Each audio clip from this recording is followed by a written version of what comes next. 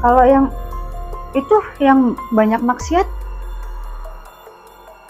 zolim sama keluarga, sama istri, sama anak. Kenapa hartanya masih, malah justru hartanya itu banyak.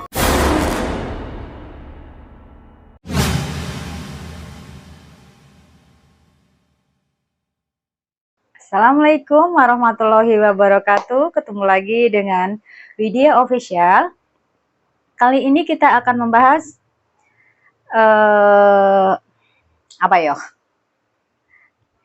Bahasannya sekarang adalah zolim tapi rezekinya masih bagus. Jadi biasanya kan yang rezekinya bagus itu kalau yang ibadahnya bagus, ya kan, baik kan, sedekahnya bagus gitu kan. Tapi kali ini saya bahas yang zolim tapi rezekinya bagus. Makin bagus, makin kaya, makin apa aja yang diinginkan terwujud gitu. Tapi sebelum kita membahas selanjutnya, jangan lupa subscribe dulu ya. Kali ini pembahasan tentang zolim tapi rezekinya bagus itu. Emang ada gitu kan? Banyak gitu. Jadi itu kembali lagi ke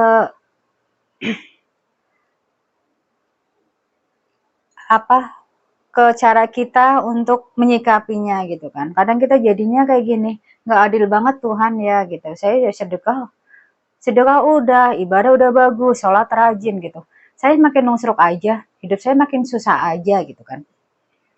Tapi yang ini giliran zolim, kaya, usaha apa-apa jadi. Nikah bolak-balik, nggak apa-apa. Maksiat di mana-mana, makin bagus aja gitu. Giliran saya yang berusaha lebih dekat sama Tuhan gitu kan, ibadah bagus, malah yang ada cobaannya banyak banget gitu. Nggak ada enak-enaknya pisan gitu kan. Ya itulah kembali lagi ke karena miskin, kaya, bahagia, sengsara gitu kan.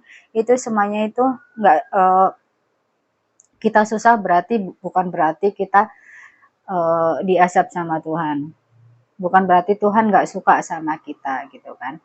Kita dikasih harta berlimpah bukan berarti Tuhan sayang kita, bukan berarti Tuhan menspesialkan kita gitu kan. Jadi kita melihat lagi kembali lagi ke akhlak kita gitu. Kalau misalnya akhlaknya udah bagus, ya kan? Akhlaknya udah bagus gitu, ibadahnya bagus sih. Kok masih susah gitu. Kita ambil positifnya aja gitu kan. Tuhan itu masih, karena saking sayangnya Tuhan, saking cintanya Tuhan, Tuhan itu cemburu. Tuhan itu nggak mau diduakan dengan dunia. Misalnya. Kalau kamu dikasih kaya, nanti kamu sibuk dengan harta kamu. Kamu lupa pada saya gitu kan. Lupa sholat, lupa zikir, lupa ke masjid, karena sibuk dengan harta kamu gitu kan. Makanya Tuhan kasih susah biar kamu terus-terusan deket sama saya gitu kan. Jadi positif aja gitu.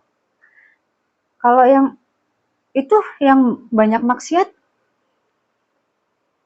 zolim sama keluarga, sama istri, sama anak. Kenapa hartanya masih, malah justru hartanya itu banyak gitu. Kembali lagi, kita agak melenceng ke kisah yang lain, tapi intinya sama. Pasti teman-teman semua banyak yang lihat, maaf nih, orang hamil di luar nikah, kenapa melahirkannya gampang? Sedangkan yang resmi punya suami, ya kan, melahirkannya dari hamil melahirkan setengah mati, ya kan, sakit, cobaannya ada yang mati-matian lah gitu. Sedangkan yang hamil di luar nikah, bahkan nggak punya suami, lahirnya gampang banget gitu. Itu kenapa itu kan? Kan kita tanda tanya, loh saya hamil bener kok gitu kan, saya hamil bener, saya punya suami gitu kan, saya hamil dengan suami saya gitu kan, halal gitu.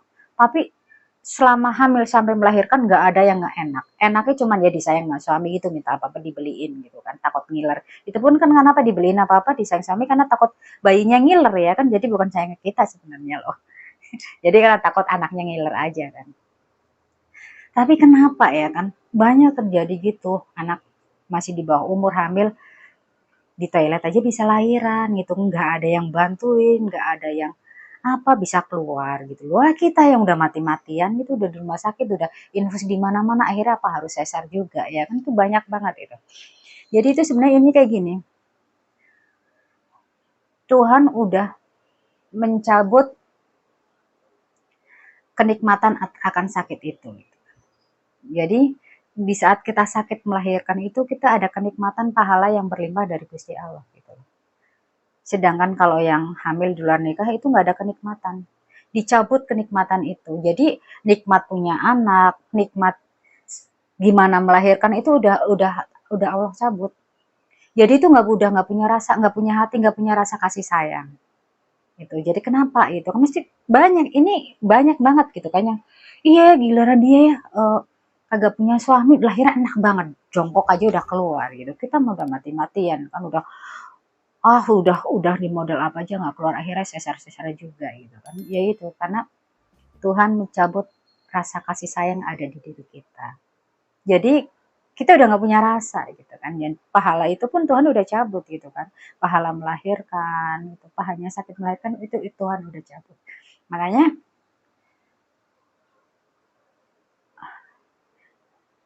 kita jangan iri sama orang yang zolim tapi masih kaya. Kenapa? Di situ nggak ada kenikmatan. Tuhan udah cabut semua kenikmatan itu. Jadi itu hartanya itu bukan bukan bukan coba bukan bukan bukan Tuhan memberkahi usaha usaha kamu sehingga kamu kaya, enggak. Itu udah nggak ada nikmatnya. Sedekah apapun udah nggak ada nikmatnya, udah nggak ada gunanya sama Tuhan gitu kan. Jadi berhentilah untuk mengejas Tuhan itu nggak adil. Yang solim semakin kaya, kita yang dekat sama Tuhan semakin susah gitu kan. Itu kan susah di mata kita. Justru Tuhan udah nyiapin kenikmatan yang luar biasa yang kita itu tidak tahu gitu kan. Di luar prediksi kita gitu kan. Kita tuh nggak mikir sampai segitunya tuh. Buktikan. Suatu saat itu akan ngerasain, oh ya ternyata gitu kan. Tuhan itu akan ngasih itu sesuatunya di pas di saat kita membutuhkan. Jadi bukan bukan yang kita mau, tapi kita butuh apa, disitulah Tuhan yang akan ngasih. Gitu. Entah nikmat sehat, entah nikmat anak-anak yang sukses, kita bisa bikin anak apa, membimbing anak kita untuk menjadi sukses, itu kita nggak tahu gitu loh. Tapi setidak-tidaknya itu eh, Tuhan tetap sayang sama kita dengan ngasih kita kesehatan, ngasih kita ya kenikmatan-kenikmatan yang ya menurut kita itu bukan yang aku mau gitu kan. Tapi Tuhan lebih tahu apa yang kita butuhkan. Jadi ininya sebenarnya bukan yang solim. Kenapa sih solim kok masa malah makin ini, terus kita jangan negatif thinking juga gitu. Walaupun benar juga solim itu temennya setan, dukunnya banyak gitu loh. Semuanya itu pengikut-pengikutnya banyak. Itu nanti kita bahas uh, episode yang kedepannya lagi. Jadi karena nanti akan panjang lagi nih kalau diulas kan. Karena kayak gitu. Kalau orang yang zolim kayak gitu akan menghalalkan segala cara. Yang haram jadi halal, ya itu kan.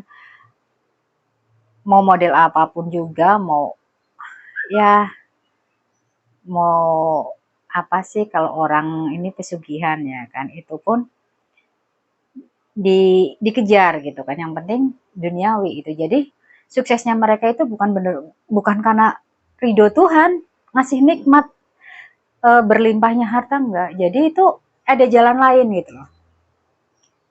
Jalan lain yang Tuhan gak ridhoi gitu. Jadi suatu saat itu dia akan hancur dan dia menikmatinya itu nggak kekal gitu. Jadi cuma sebatas tergantung gimana perjanjiannya kayak gitu. Jadi eh, lihatlah kita ngiri, cemburu itu sama orang yang ibadahnya bagus, istiqomah dengan ibadahnya, istiqomah dengan selalu baik walaupun keadaan apapun. diuji apapun tetap istiqomah, sabar, itu yang harus kita cemburuin. Jadi nggak usah nggak ada gunanya kita cemburu sama orang-orang yang zolim kok kayak ya gitu kan. Apa aja apa aja direalisasiin gitu kan. Lah bisnis ini jadi, bisnis itu jadi, nikah ke sana bisa, nikah situ bisa gitu kan. Terus tapi kan kita nggak tahu kehancuran apa yang udah menanti di sana gitu kan. Apalagi kalau berhubungannya dengan black magic gitu loh, dengan jalan pesugihan gitu. Jadi dia berjalan itu udah dihantuin nih. Nanti jalannya pesugihannya banyak gitu. Ya kan? Ini semuanya itu ini udah maut udah lagi mengadang nih. Pokoknya waktunya aja lu tinggal titikkan gitu. Jadi orang yang tingginya terlalu over apa tapi bukan dengan cara yang step by step, dengan cara wajar, itu udah siap-siap aja, itu nggak lama, nggak bakalan lama gitu. Jadi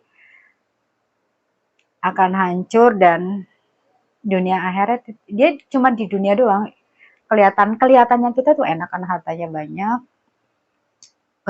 Kalau maksiatnya jalan kan orang lihatnya enak ya kan, bisa bisa happy happy ke sana ke sini dengan perempuan yang cantik cantik, dengan fasilitas yang bagus, mobil Mercy gitu kan, golf gitu kan, tiap minggu golf, habis itu nanti touring kayak gitu kan. Kita ngeliatnya wow banget kan, wah touring semua merek mobil yang brand ngikut semuanya gitu kan. Tapi apa kita tahu batin dia seperti apa? Dia sendiri gejolak. Karena dia tahu cara dia sebenarnya salah. Tapi kenapa dia bertahan dengan kesalahan zolim kayak gitu? Kenapa? Black magic yang mereka anut itu semakin semakin menggerogoti hati, nutup. Jadinya ibaratnya jadi itu jadi manusia pohon pisang. Maksud nggak manusia pohon pisang? Punya hati tapi nggak punya jantung tapi nggak punya hati. Gitu. Jadinya seperti itu. Itu manusia kayak gitu. Ya nauzubillah min dzalik, semoga teman-teman juga jangan termasuk golongan yang seperti itu, menjadi manusia pohon pisang ya kan, cuma punya jantung tapi nggak punya hati gitu kan. Jadi nggak semua orang juga seperti itu, nggak semua yang kaya seperti itu juga. Saya kan bilang yang kaya kaya tapi zolim ya kan. Mudah-mudahan teman-teman juga kaya dunia akhirat ya kan, diberkahin Tuhan dengan segala usaha, dan kaya eh, karena butir-butir keringat yang udah tercucur karena kerasnya bekerja keras ya, kerasnya usaha gitu kan. Insya Allah berkah gitu kan. Jadi apapun yang kita dapat, insya Allah mudah-mudahan masih tetap di jalur di jalur yang Allah ridhoi lah, setidak-tidaknya ya, walaupun bukan ahli ibadah, bukan ahli ilmuwan, bukan apa, tapi setidak-tidaknya kita tahulah mana yang harus dijalani, mana yang harus mulai proses, itu kita ikuti prosesnya aja. Jangan jangan jangan pinginnya pintas gitu kan. Aku biar bodo amat lah hidup aku mau gimana gitu. Yang penting aku bahagia lah, bodo amat lah mau eh, mau diridin Gusti Allah, mau diberikan apa enggak. Yang penting saya kaya itu. Mudah-mudahan kita nggak termasuk seperti itu. Gitu. Jadi itulah intinya kita kita jangan ngiri gitu loh. Dia kalau yang zolim kenapa kayak terus gitu kan. Tuhan lebih tahu. Kita jangan mendikte Tuhan. Tuhan lebih tahu yang eh, keputusan Tuhan itu lebih apa ya kan, karena Tuhan sendiri yang bikin kan, mau kita kan cuma wayang-wayang doang, dalangnya Tuhan gitu, mau dibikin apa yang lebih tahu dalangnya lah. Jadi kita nggak usah ngejudge dalam, nggak usah ngeles dalamnya, nggak usah dikte dalangnya. Kita ikutin alur aja, jalan hidup kita seperti apa gitu kan, tetap menjadi baik, walaupun belum baik pun tetaplah menjadi untuk lebih baik gitu. Jadi kita juga mendoakan buat teman-teman kita yang masih kayak raya tapi dalam keadaan solim dan masih di jalan yang belum diberkahi Tuhan, semoga dapat hidayah, dapat kembali lagi sebelum tujuan akhir kita, sebelum nyampe ke tujuan akhir kita yaitu kematian. Semoga Tuhan berikan hidayah kepada teman-teman kita yang masih seperti itu, dan kita semoga istiqomah menjadi lebih baik walaupun kita belum baik, tapi tetaplah berusaha untuk menjadi baik gitu. Jadi kenapa kita hidup, ya itu, dunia itu cuman halde, cuman persinggahan. Nanti kekalnya kita di alam setelah kita meninggal. Jadi ya walaupun kita belum pernah ada kesaksian dari orang yang meninggal, kan semua orang meninggal nggak ada yang balik lagi, jadi nggak ada kesaksian dari itu. Tapi kita juga harus yakin dengan ajaran agama kita masing-masing gitu. Semua hampir semua kan agama kita ngajarinnya seperti itu. Hidup hanya cuma persinggahan kan. Gitu. Tujuan kita adalah setelah nanti kita mengalami kematian, disitulah kita memulai jalan yang sebenarnya.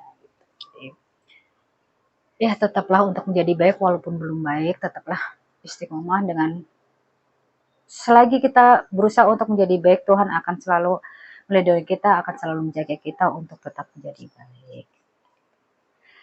Kalau misalnya ada salah-salah kata, saya minta maaf. Kalau ada teman yang pengen share atau pengen ya ada pengalaman yang lain atau apa, kita share, nanti kita bahas di episode selanjutnya.